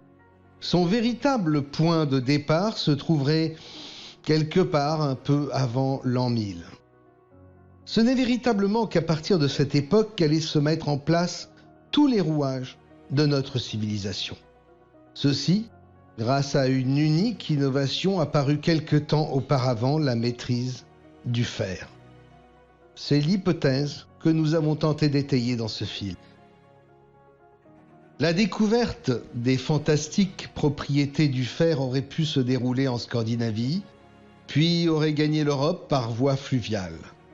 Installées en bord de cours d'eau, les premières forges auraient plus tard donné naissance aux premières cités, tandis que les seigneurs, désormais armés jusqu'aux dents, prenaient le contrôle des campagnes. Si les choses s'étaient bien passées ainsi, nous aurions alors défini les conditions de la naissance de notre civilisation, considérablement éloignée de la version académique. Chronologiquement d'abord, car au lieu des 5000 ans annoncés, la civilisation aurait à peine 1000 ans d'ancienneté. Géographiquement ensuite, car tout ceci se serait déroulé initialement en Occident et non en Orient. Imaginez la réaction en chaîne que pourraient provoquer nos conclusions au cœur de l'histoire officielle et de sa chronologie. Après avoir fait sauter les 500 ans de l'Empire romain, puis les 500 ans du Haut Moyen-Âge, c'est à présent les 500 ans de l'époque gauloise antique qui seraient récentes. L'histoire, jusqu'en moins 500, serait désormais fictive. En étant intrépides, nous pourrions aisément faire remonter la falsification jusqu'en moins 1000, à l'époque supposée de l'apparition du fer. Elle ne serait qu'une résultante de la symétrie de l'an 1000 autour de l'an 0. À ce stade, ce serait 2000 ans d'histoire que nous devrions retirer de la chronologie conventionnelle. Et nous ne serions probablement pas encore arrivés au bout du chemin. Vers moins 1000, selon l'histoire académique, nous serions très proches du nouvel empire égyptien, l'époque la plus faste de cette civilisation mythique, celle des Ramsès, des Thoutmosis, Akhénaton ou Toutankhamon. Pour l'histoire officielle, il s'était étalé entre moins 1552 et moins 1070. Si on avait simplement falsifié la chronologie en rajoutant un petit signe négatif en face des dates réelles, comme on l'avait fait avec l'âge du fer, cela en dirait long sur la véritable époque du nouvel empire égyptien. Comme certainement toute notre histoire, il serait tout simplement médiéval. Subitement, une énigme supplémentaire trouverait naturellement sa résolution, celle du fameux poignard à lame de fer découvert dans les pantelettes du pharaon Toutankhamon, dont l'existence est datée du XIVe siècle avant notre ère. Évidemment, ce poignard en fer, à peine entamé par la rouille, ne peut dater d'avant l'an 1000. Peut-être date-t-il tout simplement du XIVe siècle de notre ère. À ce stade de notre reconstitution, nous pourrions commencer à ébaucher une toute nouvelle frise du temps, considérablement contractée. Elle ne démarrerait pas avant le IXe siècle. Avant cette limite, nous serions encore au néolithique. Les outils sont en pierre, l'habitat est uniquement en bois et l'agriculture se pratique sur des lopins de terre. Après cette limite, l'âge du fer débute sous l'impulsion de commerçants scandinaves. Commence alors l'époque des Gaulois, faussement antiques. Le premier âge de la civilisation ne débute finalement qu'après l'an 1000, avec la naissance des cités en Europe occidentale. Ailleurs, sur la planète, le réveil se fera progressivement au fur et à mesure de la diffusion de la technologie du fer. Sauf peut-être en Égypte où les conditions tout à fait particulières liées aux crues annuelles du Nil avaient favorisé l'agriculture. On y avait développé une société prospère et une religion originale que les Européens découvriront bientôt. Vous l'avez compris, ce film appelle nécessairement une suite. Nous devons dessiner la suite de cette frise du temps révisée. Après avoir défini l'époque de la naissance de la civilisation, il nous faut désormais en découvrir les balbutiements. Quand avait-on, par exemple, découvert notre vaste Europe, puis l'Orient ? Quand avait-on écrit ou compté pour la première fois ? Ce n'était assurément pas du temps des Gaulois d'avant l'an 1000, car la chose est bien connue. Ils n'écrivaient pas. Ils ne comptaient certainement pas non plus. Et plus troublant encore, ils étaient polythéistes, adeptes de Dionysos ou autres Toutatis. Tout comme les peuples nordiques de la même époque, adeptes d'Odin ou de Thor. Dans ce cas, le concept de monothéisme serait également récent. Que penser alors de l'an 0, la base de notre calendrier ? Appartenant à l'Antiquité frauduleuse, cette date serait nécessairement fictive. Et dans le fond, d'après nos conclusions, ce serait parfaitement logique. Car si la métallurgie n'avait été maîtrisée qu'aux alentours de l'an 1000, aucun clou en fer n'aurait pu être planté dans les mains et les pieds d'un condamné sur une croix en l'an 0, fût-il le Fils de Dieu.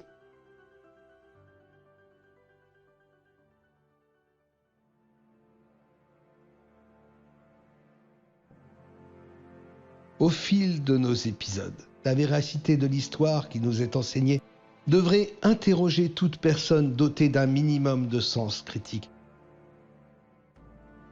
Les récentistes n'ont peut-être pas raison sur tout. Ils ne sont d'ailleurs pas d'accord sur tout. Ils sont néanmoins d'accord sur l'essentiel. C'est en falsifiant la chronologie qu'on avait réécrit notre histoire et au vu des indices concordants qu'ils accumulent, il serait très surprenant qu'ils aient entièrement tort.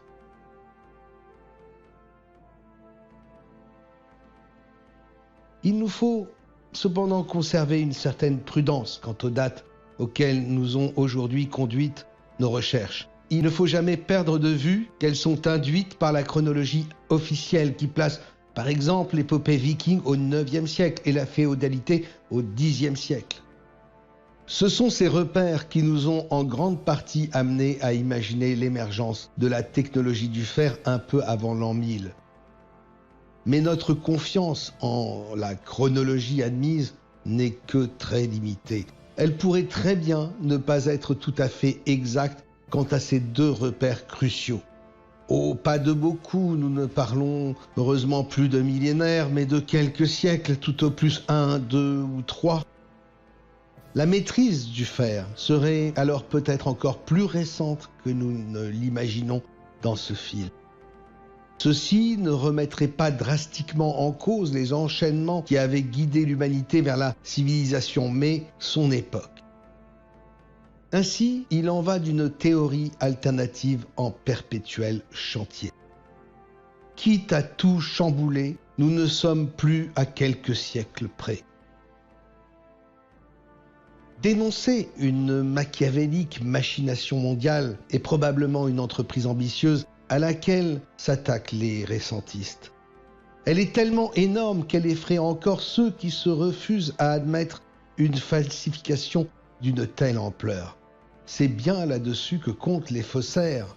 Ne vous inquiétez pas pour eux. Ils connaissent parfaitement les mécanismes de la pensée humaine. Ils savent très bien qu'un mensonge répété 1000 fois devient inévitablement une vérité incontestée. Que plus il est ancré, plus il est difficile de s'en départir. Et que plus il est énorme, plus il est accepté. En fait, une simple maxime pourrait parfaitement résumer l'aveuglement de la plus grande partie de la population. Plus c'est gros, plus ça passe. Pourtant, comme le montrent les récentistes, les faussaires qui réécrivirent l'histoire à leur avantage ont semé d'innombrables signes de leurs méfaits. Comme si dans leur esprit pervers, un mensonge n'était réellement jouissif que s'il était exposé au grand jour. Nous pourrions trouver un tel indice dans une anecdote apparemment insignifiante. Elle pourrait se retourner contre ses auteurs et nous dévoiler clairement la stratégie originelle des falsificateurs de l'histoire. Savez-vous comment se dit une falsification en langue anglaise? A forgery. Comment interpréter cette étrange traduction? Elle pourrait tout simplement confirmer l'hypothèse forte de ce film que la réécriture de l'histoire avait effectivement commencé par là, une falsification de l'époque de la forgerie.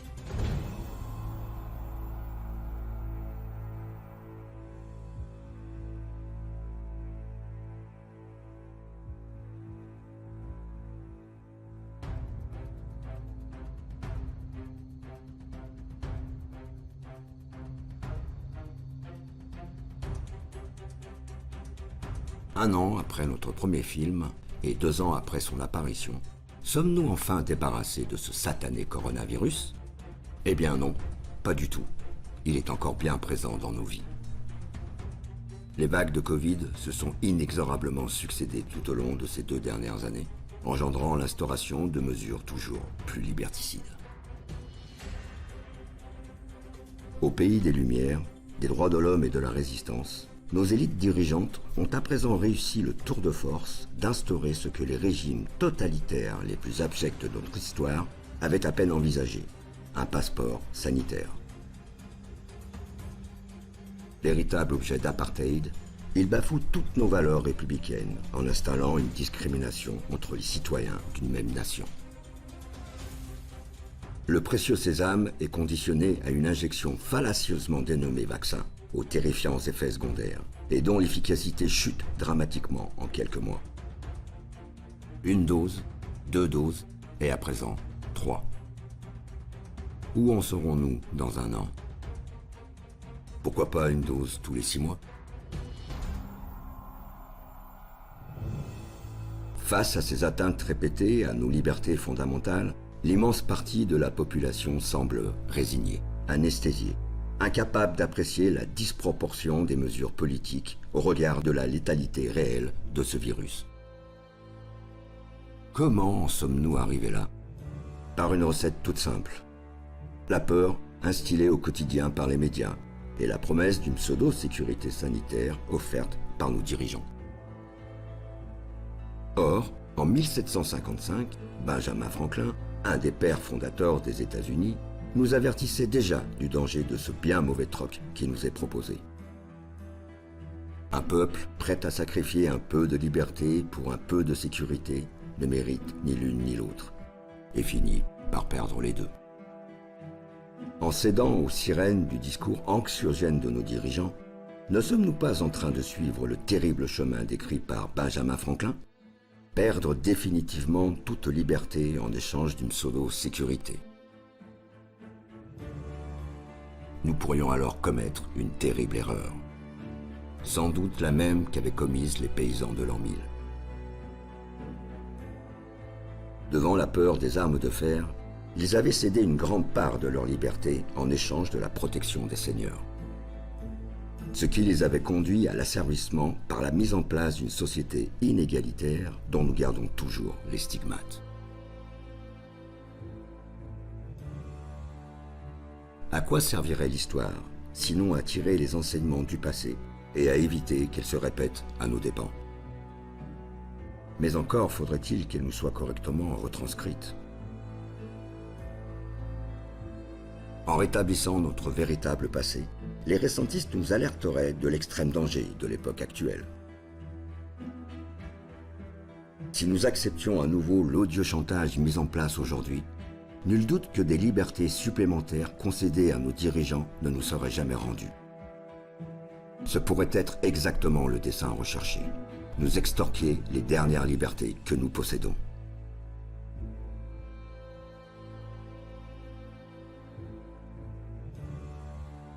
Qu'y a-t-il derrière ces prétendues injections pour qu'une telle propagande vaccinale nous soit assénée à longueur de journée dans les médias aux ordres? Pourquoi nos politiciens corrompus tiennent-ils tant à injecter 100% de la population? Une simple histoire de gros sous? La ficelle serait un peu trop grossière. Non. Il existe nécessairement des buts autrement plus préoccupants derrière cette pseudo-pandémie et son traitement médiatique apocalyptique.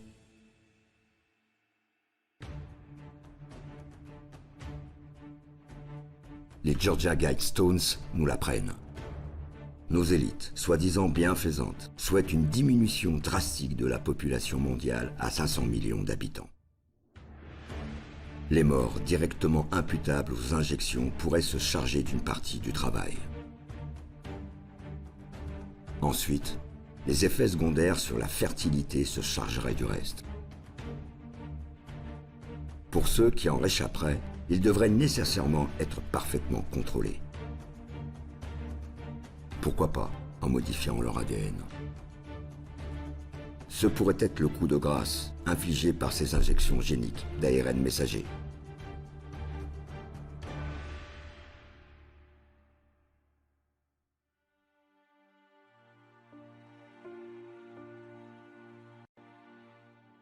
C'est un terrifiant futur que pourrait nous mener notre présent, digne des plus lucides ouvrages d'anticipation. Pour y échapper, il n'y a sans doute pas d'autre alternative que de provoquer un déclic parmi la population amorphe qui n'imagine pas qu'un plan mondial aussi machiavélique puisse être échafaudé à son insu. Et si cette prise de conscience débutait par la dénonciation des mensonges de l'histoire? En identifiant les origines du mal qui ronge nos sociétés, le récentisme pourrait alors apporter sa modeste pierre au réveil tant attendu.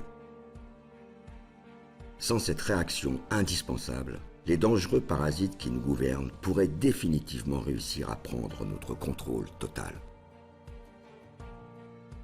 et nous confisquer à jamais la plus essentielle de nos libertés, notre humanité.